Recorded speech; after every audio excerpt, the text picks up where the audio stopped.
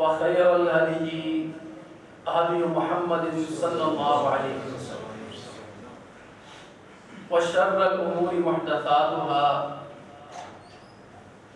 وكل محدثة بدعة وكل بدعة ضلالة وكل ضلالة في النار.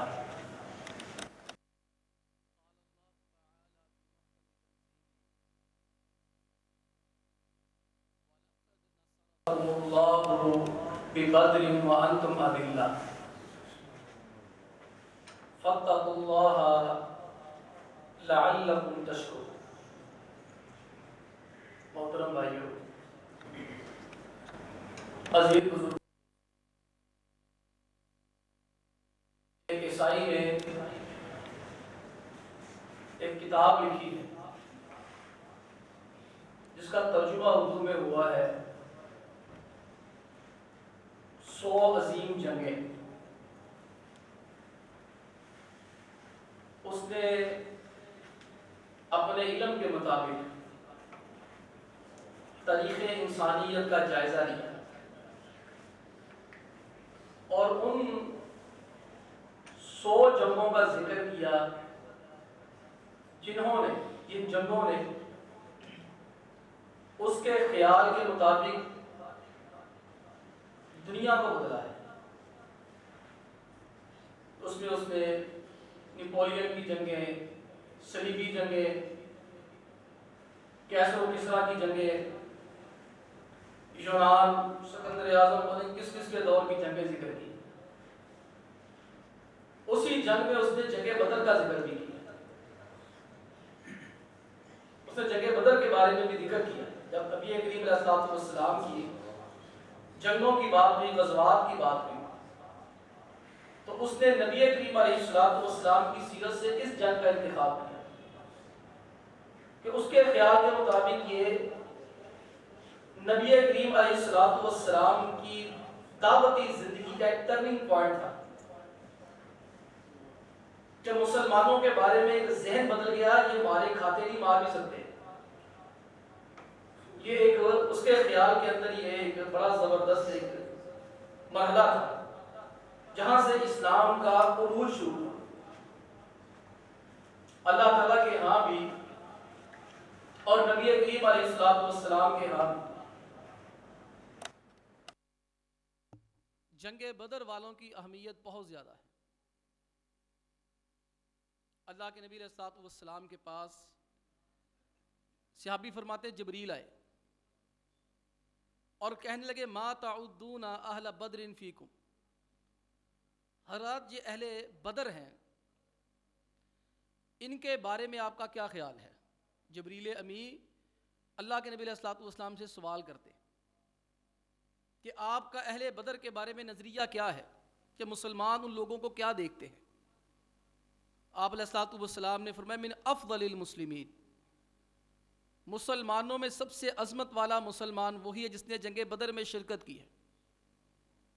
تو جبریل امین نے آگے سے کہا وَكَذَلِكَ مَنْ شَهِدَ بَدْرًا مِنَ الْمَلَائِكَةِ، جس طرح زمین والوں میں سب سے عظیم لوگ جنگ بدر میں شرکت کرنے والے ہیں، اسی طرح آسمان کے فرشتوں میں بھی وہی عظمت والے ہیں جنہوں نے جنگ بدر میں شرکت کی ہے. کہ اگر آپ لوگ جنگ بدر والوں کو عظمت کی نگاہوں سے دیکھتے ہیں، شرف کی نگاہوں سے دیکھتے ہیں، تو ہمارے ہاں بھی انہی فرشتوں کا مقام زیادہ ہے جو آپ کی مدد اور نصرت کے لیے اللہ نے اتارے تھے. یہ ایسی ہستیاں ہیں جن کے اللہ نے گناہ معاف کر دیے. جنگ بدر میں شرکت کی وجہ سے گناہ معاف ہے، جو مرضی کرے. ان کے اوپر کسی بھی صحابی کے اوپر یا جنگ بدر والوں کے اوپر اعتراض کرنے والا لعنتی، ملعون ہے، زندیق ہے، منافق ہے، دین کا دشمن ہے. چاہے کھلے لفظوں میں کرے، چاہے اشاروں کنایوں میں کرے. غلطی ہوئی، اللہ کے نبی علیہ السلام فتح مکہ کرنے جا رہے تھے. ایک صحابی نے ذرا خط لکھ دیا مکے والے کو، جناب حاتم بن ابی بلتعہ رضی اللہ عنہ. اللہ تعالیٰ نے مطلع کر دیا، مطلع فرما دیا، پکڑی گئی خاتون. اس نے بالوں کے جوڑے میں خط چھپایا تھا، وہ برآمد ہوا۔ برآمد ہونے کے بعد جب پڑھا گیا، آپ علیہ الصلوۃ والسلام نے جناب حاتب کو بلایا۔ عمر فاروق رضی اللہ تعالی عنہ کی طبیعت جلالی تھی، ان کے مزاج کے اندر، طبیعت کے اندر جلال زیادہ تھا، نمایاں تھا۔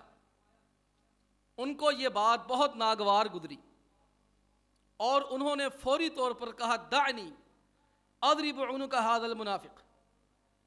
اللہ کے پیغمبر علیہ الصلوۃ والسلام، اس نے ہمارا راز لیک آؤٹ کیا ہے، راز فاش کیا ہے، مجھے اجازت دیجئے، دنیا کے دستور کے مطابق جو جاسوسی کرتا ہے، غیر ملکی ایجنٹ بنتا ہے، اس کی سزا موت ہے، شروع سے ہی ہے، اب بھی ہے، تو آپ مجھے اجازت دیں، میں نے اس کو نہیں چھوڑنا۔ اللہ کے نبی صلی اللہ علیہ وسلم، عمر آرام سے، لعل اللہ اطلع علی اہل بدر فقال اعملوا ما شئتم قد غفرت لکم۔ عمر تمہیں کیا ہو گیا؟ یہ بدری ہے، اور بدری صحابہ کی یہ شان ہے، اللہ نے بذات خود ان کو مخاطب کیا، درمیان میں کوئی جبریل کا اور نبی کا واسطہ نہیں رکھا، اللہ نے بذات خود بدریوں سے مکالمہ فرمایا، گفتگو کی، یک طرفہ گفتگو۔ اللہ نے ان کو مخاطب کر کے فرمایا، بدریو تم آج کے بعد جو مرضی کرو، میں نے تمہارے سارے گناہ ہی معاف کر دیے، اس کو کچھ نہیں کہنا۔ یہ جنگ بدر میں شرکت کرنے والوں کی اہمیت اور جنگ بدر کا پس منظر کیا تھا، آپ دیکھتے ہیں، پڑھتے ہیں، مسلمان ستائے ہوئے تھے، پریشان حال تھے، پھر مدینے میں آ کر بھی چین نہیں لینے دیا گیا، مدینے میں آ کر بھی ستا رہے ہیں، کبھی مدینے پہ حملے کی دھمکیاں، کبھی یہودیوں کو اٹھا رہے ہیں کہ اٹھو بھی مارو ان کو، کبھی مدینے کے لوگوں کو کہتے ہیں کہ ان کو نکالو ورنہ تمہیں یہ کر دیں گے، کئی بار مدینے کے اوپر حملے کی کوششیں، ڈراوے، دھمکائے، اتنا ایک خوف کی کیفیت طاری کر دی کہ سیدہ عائشہ فرماتی ہیں نبی کریم علیہ الصلوۃ والسلام کو ایک رات نیند نہیں آ رہی تھی، آپ پریشان بڑے تھے، کبھی ادھر پہلو بدل رہے ہیں، کبھی ادھر پہلو بدل رہے ہیں۔ میں نے کہا اللہ کے نبی اسلام کیا بات ہے؟ کہا عائشہ کاش کوئی اللہ کا بندہ آ کے پہرے داری کر دے، باہر کوئی حملہ ہی نہ ہو جائے۔ سیدہ عائشہ فرماتی تھوڑی دیر بعد آپ علیہ الصلوۃ والسلام نے تلوار کی جھنکار کی آواز سنی، دروازے پہ دستک ہوئی، جناب سعد رضی اللہ تعالی عنہ تھے۔ آپ نے پوچھا سعد کیوں آئے ہو؟ انہیں کہا اللہ کے نبی علیہ الصلوۃ والسلام مجھے گھر میں نیند نہیں آ رہی تھی، مجھے یہی ٹینشن تھی، پتہ نہیں آپ بھی سوئے کہ نہیں سوئے، تو میں نے سوچا چلو جا کے میں پہرا ہی دے دیتا ہوں۔ سیدہ عائشہ فرماتی پھر وہ پہرے پہ کھڑے ہوئے، آپ علیہ السلام کے خراٹوں کی آواز آئی، پکی نیند آئی، کئی بار ایسا ہوا، پریشان کیا، پھر اللہ نے آیت نازل فرمائی واللہ یعصمک من الناس، پہرے داری چھوڑے، اللہ آپ کو خود بچائے گا، آپ نے پہرے دار بھیج دیے واپس، لیکن ڈرانا، دھمکانا، پریشان کرنا۔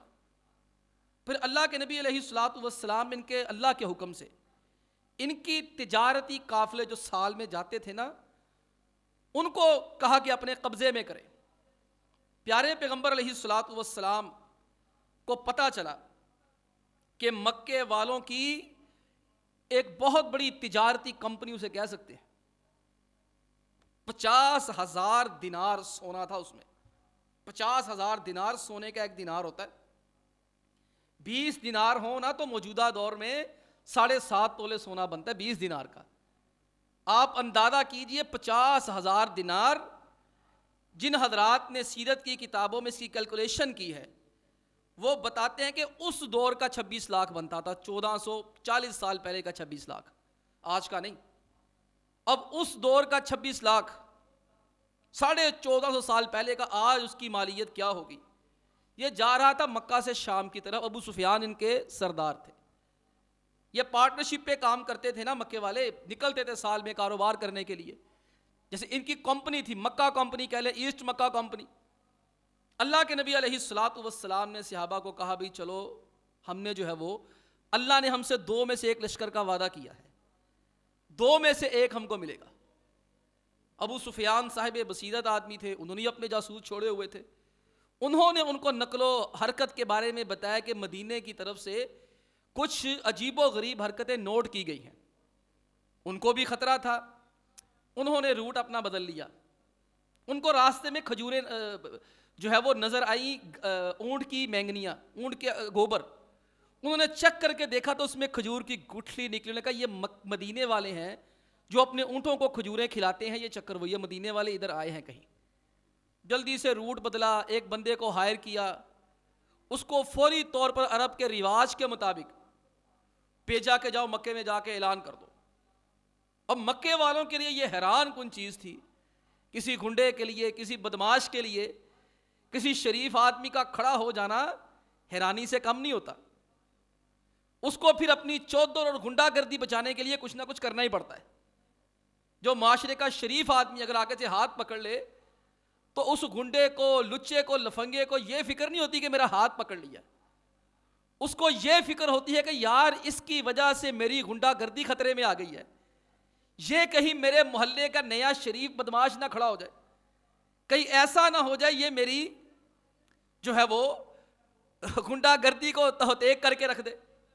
تو وہ باہر نکلتا ہے نا، اس کو تھپڑ لگاتا ہے، اس کو تنگ کرتا ہے، اپنی گنڈا گردی بچانے کے لیے آتا ہے. اندر سے وہ بھی ڈرا اور سہما ہوتا ہے. میں ان لوگوں میں رہا ہوں، میں نے دیکھا یہ لوگ انتہائی ڈرپوک اور بزدل ہوتے ہیں. ان کو بہادر ہماری بزدلی اور کمزوری نے بنایا ہے. یہ موضوع دوسرا ہے. ان کو یہ تکلیف تھی، اچھا ہمارے اوپر ہاتھ ڈالا، ایسی کی تیسی پھیر دے گئے. یہ پھر ابو جہل جیسے خبیث ملعون سارے کے سارے نکلے. مولانا حفیظ جلندری رحمہ اللہ نے بڑی پیاری منظر کشی کیا مسلمان کیسے نکلے.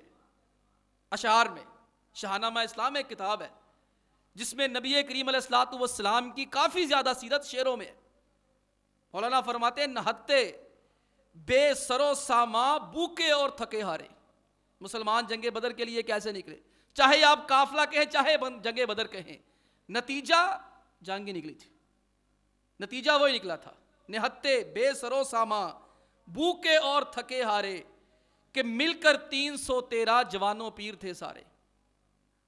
یہ آئے تھے کہ شمع دین حق کا بول بالا ہو، پتنگیں جل بجھے لیکن اندھیرے میں اجالا ہو. یہ پہلا جیش تھا دنیا میں افواج الہی کا، جسے اعلان کرنا تھا خدا کی بادشاہی کا. یہ لشکر ساری دنیا سے انوکھا تھا، نرالا تھا کہ اس لشکر کا افسر ایک کالی کملی والا تھا. اللہ کے نبی علیہ الصلوۃ والسلام ساتھ تھے. وہاں جا کے مڈبھیڑ ہوئی. آپ علیہ الصلوۃ والسلام نے دیکھا کہ مہاجر 70-80 ہیں، باقی سارے انصار ہیں. آپ نے ایک مشاورتی میٹنگ کی اور صحابہ سے پوچھا ہاں بھئی کیا خیال ہے. ابوبکر صدیق رضی اللہ تعالی عنہ کھڑے ہوئے، کہا کریں جی دیکھ لیں گے. اللہ کے نبی علیہ الصلوۃ والسلام کا روح سخن اہل مدینہ کی جانب تھا، کیونکہ مدینے والوں سے عہد یہ نہیں ہوا تھا کہ تم نے باہر ہمارے ساتھ جا کے لڑنا ہے.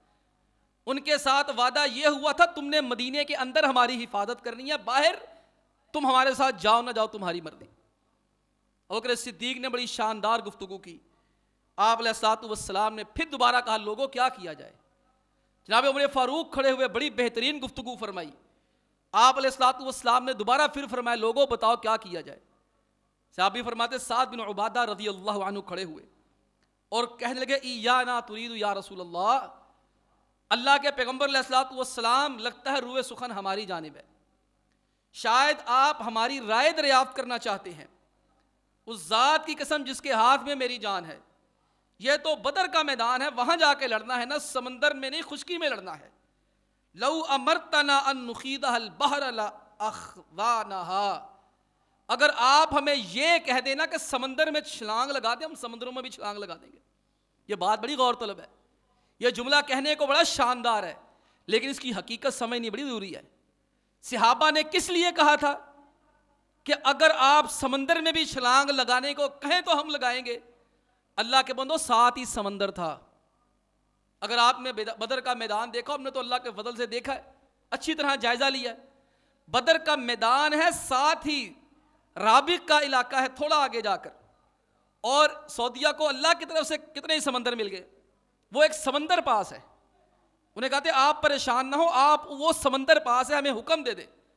ہم کوئی موسیٰ کی قوم ہے جو کہیں گے جاؤ جا کے تم اور تمہارا رب لڑو.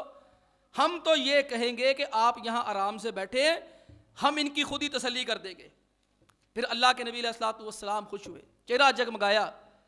آپ علیہ الصلوۃ والسلام نے مکمل تیاری کی. پہلے دعا نہیں کی, پہلے تیاری کی جاتی ہے. کسی کام کے لیے پہلے تیاری ہے, پھر دعائیں ہیں. آج امت مسلمہ ذلیل ہو رہی ہے. 57 ممالک ہیں, عالمی معاہدوں میں جکڑے ہوئے ہیں. میں نے عید کے خطبے میں بھی عرض کیا تھا, پچھلے جمعوں میں بھی کہا تھا, اقوام متحدہ نے جو تمام ملکوں سے جتنے بھی ممالک ہیں, ہر ملک نے دستخط کیے ہوئے ہیں. اس کے مطابق کوئی ملک بھی پاسپورٹ لیے بغیر دوسرے ملک کے اندر نہیں جا سکتا. انہوں نے قانون, ان کا قانون ہے, میں مانوں نہ مانوں, ہماری گورنمنٹ مان چکی ہے, ہمارے سارے اسلامی ممالک, دنیا کے غیر اسلامی ممالک سارے مان چکے ہیں. یہ حقیقتیں ہیں. میں یہاں ممبر پہ کہوں میں نہیں مانتا تو میرے نام ماننے سے کیا ہو جا رہا ہے؟ آپ یہاں خطبوں میں کہہ دیں ہم نہیں مانتے, جمعوں میں ریلیوں میں کہہ دیں ہم نہیں مانتے, جلسے جلوسوں میں کہہ دیں, کچھ نہیں ہونا. وہ کبھی اعلان نہیں کرتے کہ ہم جائیں گے, اس لیے کہ انہوں نے دنیا کو زیر دست کرنے کے لیے دوسری جنگ عظیم کے بعد جب یونائٹڈ نیشن بنائی تھی تب ایک قوانین 30 نکات بنا دیے تھے, اور ان 30 نکات کے اندر ساتھ یہ بھی لکھ دیا تھا کسی ملک کی ایک ڈائریکٹ حمایت نہیں کرنی ہے, کسی ملک کی سپورٹ نہیں کرنی ہے, کسی ملک میں جا کے در اندازی نہیں کرنی ہے. ان کے نزدیک فریڈم فائٹر وہ ہے جو اس ملک کا باشندہ ہوتا ہے. کسی ملک کے باشندے کو باہر سے اسلحہ نہیں دینا ہے. جو بھی دیتا ہے پھر کہتے دیکھا یہ در اندازی کر رہا ہے. وہ جب دو ملک آپس میں لڑتے ہیں اسرائیل اور فلسطین, وہ کیا کہتے ہیں, یہ ان کا انٹرنل معاملہ ہے, یہ ان کا اندرونی معاملہ ہے, تم باہر سے کون ہوتے ہو بات کرنے والے, ہم جو مرضی کہتے جائیں. وہ آگے سے یہی کہتے ہیں فلسطینیوں, ہم کہتے ہیں فلسطینی مظلوم ہے, بالکل ہے, وہ کہتے ہیں دونوں ہی مظلوم ہیں. وہ کہتے ہیں ان کا ذاتی معاملہ ہے, اندرونی معاملہ ہے, تم کون ہوتے ہو معاملے لگتے ہو باہر جانے سے. یہ بھائیوں پہلے تیاری نہیں ہے. کتنی دعائیں کی, کتنا روئے. کیا حرم مکہ سے بڑی کہیں دعا ہو سکتی ہے؟ کہیں حرم مدنی سے زیادہ دعائیں ہو سکتی ہیں؟ ساری امت مسلمہ دعائیں کر رہی ہے. یہ اللہ کے نبی علیہ الصلوۃ والسلام نے پہلی پوری تیاری کی ہے. یہ ہمیں تسلیم کرنا پڑے گا. امت مسلمہ کی میں اسلحے کی تیاری نہیں کہہ رہا, وہ ہے. فوج کی تیاری میں نہیں کہتا, وہ ہے. سارا کچھ موجود ہے. آج تو 28 مئی ہے, تمہارا یوم تکبیر ہے. آج تو جو ہے وہ ہم نے ایٹمی دھماکے کیے جب ہم بچپن میں تھے. پورے پاکستان میں کیا پوری دنیا کے اندر خوشی کا سما تھا, اور پوری دنیا میں ہماری عزتوں میں اضافہ ہوا. ہمیں ان کا آج تک کیا فائدہ ہوا ہے؟ ہمارے پاس غوری بھی ہیں, شاہین بھی ہیں, پتہ نہیں کون کون سے نام آتے جا رہے ہیں. اللہ کے بندو, جو چیز ہے وہ ایمانی غیرت کا فقدان ہے. نہ عوام الناس کے پاس ہے, نہ حکمرانوں کے پاس ہے. اللہ رب العالمین نے سورہ آل عمران میں جہاں جنگ بدر اور احد کا ذکر فرمایا ہے, وہاں اللہ رب العالمین نے فتح کی جو علامت ذکر کی ہے, وَأَنْتُمُ الْأَعْلَوْنَ إِن كُنتُم مُؤْمِنِينَ, اللہ فرماتے تمہاری بلندی کا راز تمہارے ایمان والا ہونے میں ہے. کیا آج ہم ایماندار ہیں؟ ایمانداری سے اپنے دل کے اوپر ہاتھ رکھ کے پوچھیں. کسی مولوی سے نہیں, کسی ملا سے نہیں, کسی اخبار ایڈیٹوریل رسالے سے نہیں, کہیں بحث مباحثہ نہ کریں کسی فلسفی فلاسفر اور کسی منطق کے مارے ہوئے PhD کیے ہوئے سے نہ پوچھیں. اللہ کی قسم اپنے دل کے اندر ذرا سا جان کے دیکھ لیں ہمارے اندر ایمان باقی ہے کیا؟ مومن کی جو صفات ہوتی ہیں, میں آپ کا دل نہیں توڑ رہا, لیکن حقیقت کی طرف اشارہ کرنا ہمارا فرض بنتا ہے, لوگوں کی توجہ دلانا. وہ مولانا ظفر علی خان نے کہا تھا نا, فضائے بدر پیدا کر فرشتے تیری نصرت کو, اتر سکتے ہیں گردوں سے قطار اندر قطار بھی. فضائے بدر پیدا ہوئی, اللہ کے نبی علیہ الصلوۃ والسلام نے پوری تیاری فرمائی, صحابہ سے مشورہ کیا, فرمایا وہ کنواں توڑ دو, وہ ان کے پانی ختم کر دو. یہاں دیکھا کہ ہم اوپر والی سائڈ پہ آئے, ان کو نیچے والی سائڈ پہ رکھے. ان کا آپ علیہ الصلوۃ والسلام نے پانی بند کیا, پھر آپ علیہ الصلوۃ والسلام نے دعائیں کی ہیں, پھر آپ علیہ الصلوۃ والسلام نے دعائیں کی ہیں. دعائیں بعد میں ہوتی ہیں, پہلے عمل کا مرحلہ ہوتا ہے. آج فلسطینی مسلمان ہیں, آپ آج ان کی ایمانی کیفیت دیکھ لیں, ہمیں دکھ کے ساتھ کہنا پڑتا ہے, میں وہاں رہ کے آیا ہوں, میں نے دیکھا ہے خلیجی ریاستوں کے مسلمانوں میں سے سعودی عرب میں تھوڑے بہت لوگ بچے ہیں جن کے اندر ان کو ہم گالیاں دیتے ہیں, جن کے اندر علماء کی وجہ سے, مولویوں کی وجہ سے تھوڑی بہت دینی غیرت باقی ہے. وہ دیکھ کر داڑھی والے کا دیکھ کے احترام کر لیتے, وہ تھوڑی سی مسجدیں بنا دیتے ہیں, شرم حیا کر لیتے, پتہ نہیں آگے انہوں نے بھی کیا کرنا، اللہ ان کو حفاظت میں رکھے، اللہ ان کو ہدایت دے۔ ڈر ہمہ وقت لگا رہتا ہے کہ پتہ نہیں کل دنیا میں کیا ہو جائے، لیکن اللہ جانتا ہے عرب کے مسلمانوں کی حالت اچھی نہیں ہے۔ اقبال نے کہا تھا نا، اے مسلمان اپنے دل سے پوچھ، ملا سے نہ پوچھ۔ ہمیں لوگ آ کر کہتے ہیں مولوی صاحب دسو ہن اے کت ہو گیا، وہ کام کیوں رہا ہے، وہ کام کیوں رہا ہے، لوگ مسجدوں میں کیوں نہیں آتے، لوگ نمازیں کیوں نہیں پڑھتے، جہاد کیوں نہیں ہوتا، حکومت اعلان کیوں نہیں کرتی۔ اقبال کہتا ہے مسلمان، اقبال اب آیا ہے، یہ 100 سال پہلے کہہ گیا، اے مسلمان اپنے دل سے پوچھ، اللہ ملا سے نہ پوچھ۔ ارے اپنے دل تو پوچھ، اے مسلمان اپنے دل سے پوچھ، ملا سے نہ پوچھ، ہو گیا اللہ سے بندوں، اللہ کے بندوں سے کیوں خالی حرم، اللہ کے بندے کیوں نماز نہیں پڑھنے آتے۔ اقبال کہتا ہے اپنے دل سے پوچھو۔ آج میں شکوہ کروں، شکایت کروں، میں ذکر کروں 1967 کی جنگ کا۔ حکیم سعید کو جانتے ہیں سارے، رحمت اللہ علیہ، ہمدرد والے، یہ وزیر اعلیٰ بھی رہے تھے، یہ کوئی شاید کوئی جو ہے وہ سندھ وغیرہ کے، واللہ عالم، لیکن ان کی خدمات، سماجی خدمات بہت نمایاں ہیں، اللہ نے کہتے ہیں شفا بڑی ان کے ہاتھ میں رکھی ہے۔ 1967 میں 6 دن کی جنگ ہوئی، پورا عالم عرب ایک طرف نیشنلزم کا نعرہ لگا کہ یہ عرب اسرائیل کی جنگ ہے، بجائے اس کے کہ وہ نعرہ لگاتے اسرائیل اسلام مسلمانوں کی جنگ ہے، نعرہ کیا لگایا نیشنلزم کا، نہیں یہ عرب اسرائیل کی جنگ ہے۔ ہمارے طیارے گئے، کیونکہ 65 کی جنگ میں ہماری فضائیہ نے اپنے آپ کو منوایا تھا۔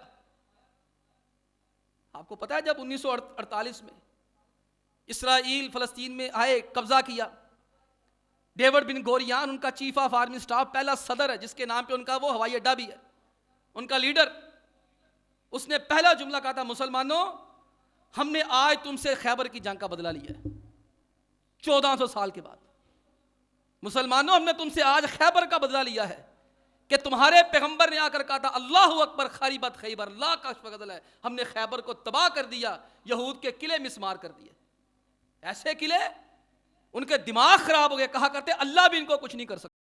آج بھی وہ شان و شوکت سے قلعے کھڑے ہیں، وہ آج بھی کہتے ہیں ہم نے خیبر کے قلعے واپس لینے ہیں، ہمارے آباء و اجداد کو یہاں سے محمد نے نکالا تھا۔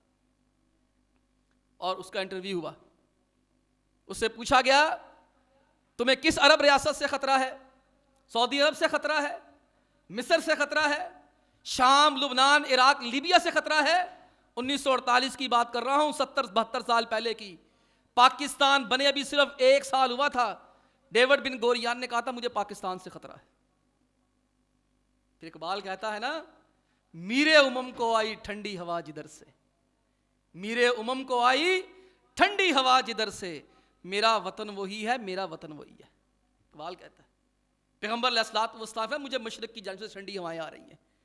اقبال کہتا ہے میرے امم کو آئی ٹھنڈی ہوا جدھر سے، میرے نبی کو جس طرف سے ٹھنڈی ہوائیں آئی ہیں نا، میرا وطن وہی ہے، میرا وطن وہی، وہ پاکستان سے آئی ہیں، وہ ان علاقوں سے انشاءاللہ آئی ہیں۔ آپ دیکھیں، تصور کریں، کتنے مسلمان یہاں بیٹھے دل پہ ہاتھ رکھے، سب کا دل کرتا ہے جا کے اگلی نماز مسجد اقصیٰ میں پڑھے، اور یہاں کون آتا ہے؟ مسجد اقصیٰ کے لیے تو ویزا لگوانا پڑتا ہے، یہاں کون آتا ہے؟ اقبال نے کیا کہا، اے مسلمان اپنے دل سے پوچھ، ملا سے نہ پوچھ، کیوں اللہ کے بندوں سے خالی ہو گیا حرم، یہاں تو آتے نہیں ہو۔ میں بات کر رہا تھا حکیم سعید رحمت اللہ علیہ کی، 1967 کی جنگ شروع ہوئی، حکیم سعید نے لکھا واپس آ کر، حکیم سعید کہتے ہیں جس روز آج ہم نے تصویریں لگائیں کہ جی اتنے مسجد اقصیٰ کے اندر پتھر لے کے بیٹھ گئے، اتنے مسجد اقصیٰ کے اندر تراویحاں پڑھنے کے لیے چلے گئے، روڈ بلاک ہو گئے، کوئی کچھ کہہ رہا ہے، کوئی کچھ کہہ رہا ہے، ان کے ایمانی جذبے کی تعریف کر رہا ہے، دل پہ ہاتھ رکھو، کبھی پہلے بھی وہاں یہ نماز پڑھنے جاتے ہیں۔ میں بیت اللہ میں رہا، مسجد نبوی میں اللہ کی قسم کھا کے کہتا ہوں، جن کی پاس حرم شریف کے پاس دکانیں ہوتی تھیں وہ مسجد نبوی میں نماز پڑھنے نہیں جایا کرتے تھے، سامنے دکان ہوتی تھی، جن کی بیت اللہ کے سامنے دکان ہوتی تھی، اللہ کی قسم ان میں سے کئی لوگ ایسے تھے شٹر پھینک کر تالا لگا دیتے تھے، اندر ہوتے تھے، مسجد میں نماز پڑھنے نہیں جاتے تھے۔ اس سے بڑی اللہ کی نافرمانی، گستاخی ہو، اس سے بڑا کفر کیا ہے کہ بندہ نماز کو تالا اس لیے لگائے کہ سعودیہ میں مولوی کو اختیار ہے زبردستی نماز پڑھانے کا، اس سے بڑا کفر کیا ہے؟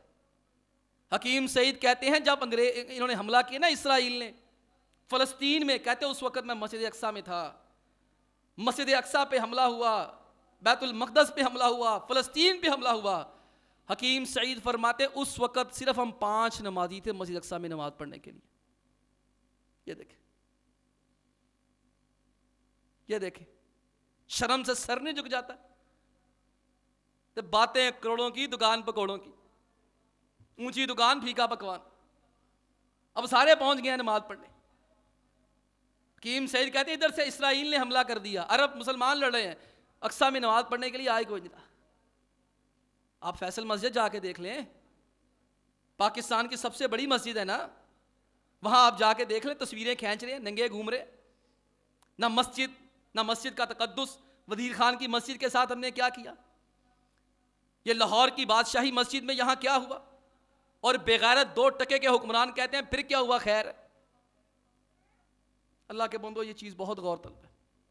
اللہ کے پیغمبر علیہ الصلوۃ والسلام نے پہلے تیاری کی ہے۔ میں نہیں کہتا کہ بغیر تیاری دعائیں کی جائیں، اور دعاؤں کے اندر یہ بھی کہا جائے یا اللہ ہمیں تیاری اور ایمان کی توفیق بھی نصیب فرما دے۔ اللہ کے پیغمبر علیہ الصلوۃ والسلام نے سارا نقشہ مرتب فرمایا۔ اللہ کے حبیب علیہ الصلوۃ والسلام نے پھر صحابہ کو جب ساری باتیں ہو گئیں، پیارے پیغمبر علیہ الصلوۃ والسلام پھر دعا فرمائی، اللہم انجز لی ما وعدتنی، یا اللہ جو تو نے مجھ سے وعدہ کیا تھا وہ پورا کر۔ اللہم آتی ما وعدتنی، یا اللہ مجھے اب دینا جو تو نے مجھ سے وعدہ کیا ہے۔ کہاں 9.5، ہر چیز سے مزین، ہر طرح کی سہولت ان کے پاس، اور جنگ بدر میں صحابہ اکرام رضی اللہ تعالیٰ عنہ کے پاس 70 اونٹ، باری باری 3 بندے بیٹھتے ہیں اس کے اوپر۔ کسی کے پاس پاؤں میں پہننے کے لیے جوتی نہیں ہے، کسی کو اور کچھ نہ ملا، تو ایک صحابی رضی اللہ تعالی عنہ، اگر میں بھول نہیں رہا تو عکاشہ بن محصن رضی اللہ عنہ، ان کو اور کچھ نہ ملا تو لکڑی کی ایک چیز ہی اٹھا کے لے آئے، لکڑی اٹھا کے لے آئے، لکڑی کی لاٹھی اٹھا کے لے آئے۔ اللہ کے پیغمبر علیہ الصلوۃ والسلام سے کہا کہ اللہ کے نبی علیہ السلام میرے پاس تو لڑنے کے لیے صرف یہ لکڑی کی لاٹھی ہے۔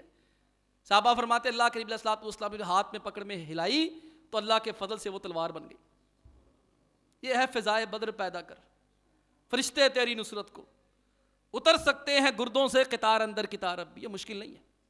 امت نے جب بھی ایمانی جذبہ دکھایا، صحیح معنوں میں مسلمان ہوئے، مسلمان اپنے اخلاق میں، اپنے کردار میں جو اس کو دیکھ کر کے ہاں یہ مسلمان ہے، دل پہ ہاتھ رکھیں کہ آج اللہ کے نبی علیہ الصلوۃ والسلام ہماری دکان پہ آ جائیں، دکان پہ ہمارا طرز عمل دیکھ لیں، آپ اسے ہم پہچانیں گے میرا امتی ہے۔ آج ہماری شکلیں دیکھ لیں، شباہتیں دیکھ لیں، ہماری عقلیں دیکھ لیں، ہمارا سیاسی نظام دیکھ لیں، ہمارا اٹھنا بیٹھنا دیکھ لیں، ہمارا شادی بیاہ دیکھ لیں، ہماری مرگ دیکھ لیں، ہمارے رسم و رواج دیکھ لیں، ہماری عیدیں شبراتیں دیکھ لیں، تو کیا اللہ کے نبی علیہ الصلوۃ والسلام پہچانیں گے یہ میرا امتی ہے؟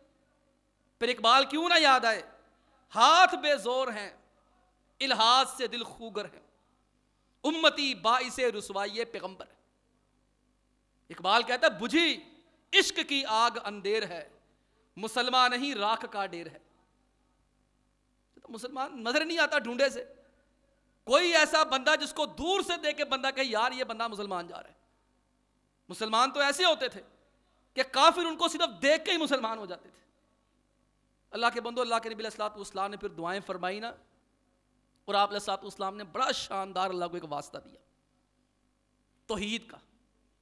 اللہم ان تہلک ہذہ العصابۃ من اہل الاسلام، یا اللہ اہل اسلام کا یہ گروہ آج نہ رہا، لا تعبد فی الارض، تیری زمین میں پھر آج کے بعد عبادت کوئی نہیں ہونی، کہ یا اللہ ہم اپنے لیے نکلے ہی نہیں ہیں، ہم نکلے ہیں تو تیرے لیے نکلے ہیں، ہماری اپنی ذات مقصد نہیں ہے، ہمارا مقصد تو ہے، ہم تیری رضا کے لیے نکلے ہیں، تیرے دین کے لیے نکلے ہیں۔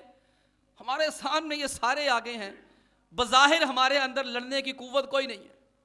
صحابہ فرماتے اتنی دعا فرمائی، اللہ کے پیغمبر علیہ الصلوۃ والسلام کی چادر مبارک گر گئی، ہاتھ اتنے اوپر کر دی نا، چادر کا دور تھا اس وقت، چادر تہبند پہنتے تھے، آج موریتانیہ کے لوگ ویسا لباس پہنتے جیسا آپ علیہ الصلوۃ والسلام کے دور میں پہنا جاتا تھا، آپ علیہ السلام پہنتے تھے، موریتانیہ کے لوگ پہنتے۔